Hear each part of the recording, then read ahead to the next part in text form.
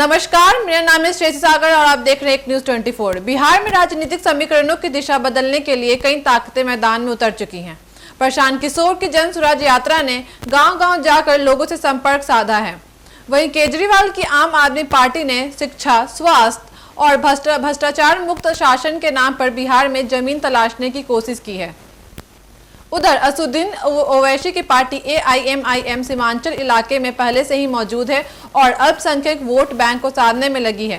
प्रशांत किशोर ने कभी नीतीश कुमार, नरेंद्र मोदी और ममता बनर्जी जैसे बड़े नेताओं के लिए चुनावी रणनीति बनाई। अब वह खुद एक राजनेता के तौर पर बिहार की सियासत में उतर चुके हैं।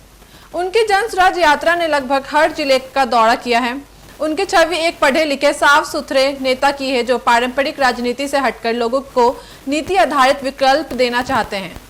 लेकिन सवाल यह है कि क्या बिहार की राजनीति में जाति समीकरणों और वोट बैंक की रणनीति से हटकर कोई नेता विकास और सुशासन की बात करके वोट ले सकता है? क्या प्रशांत किशोर के पास संगठन, चेहरा और धनबल जैसे संसाधनों की कमी उन्हें पीछे नहीं कर देगी? दिल्ली के मॉडल पर बार बार चुनाव जीत चुके अरविंद केजरीवाल और उनकी पार्टी आप अब बिहार में भी किस्मत आजमा रही है। पार्टी के राज्यसभा शासन संजय सिंह और कुछ अन्य नेता बिहार में शिक्षा और स्वास्थ्य मॉडल की बात कर रहे हैं। 2020 में आपने बिहार चुनाव लड़ा था, लेकिन एक भी सीट नहीं मिली। इस बार आप और तेजस्वी यादव के बीच गठबंधन की चर्चा है, लेकिन अगर पार्टी अकेले लड़ती है तो उसे संगठन और जमीनी कार्यकर्ताओं की कमी जरूर खलेगी। बिहार भी युवा और शहरी वोटरों के बीच आपकी एक साफ सुथरी छवि जरूर है। असदुद्दीन ओवैसी की पार्टी AIMIM ने 2020 के चुनावों में बिहार के सीमांचल इलाके में 5 सीटें जीतकर सभी को चौंका दिया था। हालांकि बाद में 4 विधायक RJD में शामिल हो गए, लेकिन ओवैसी की पार्टी ने यह साबित कर दिया कि वह एक स्थानीय ताकत बन सकती है। अब सवाल यह है कि AIMIM क्या फिर से सीमांचल में मुसलमान वोटरों को अपनी तरफ मोड़ सकेगी?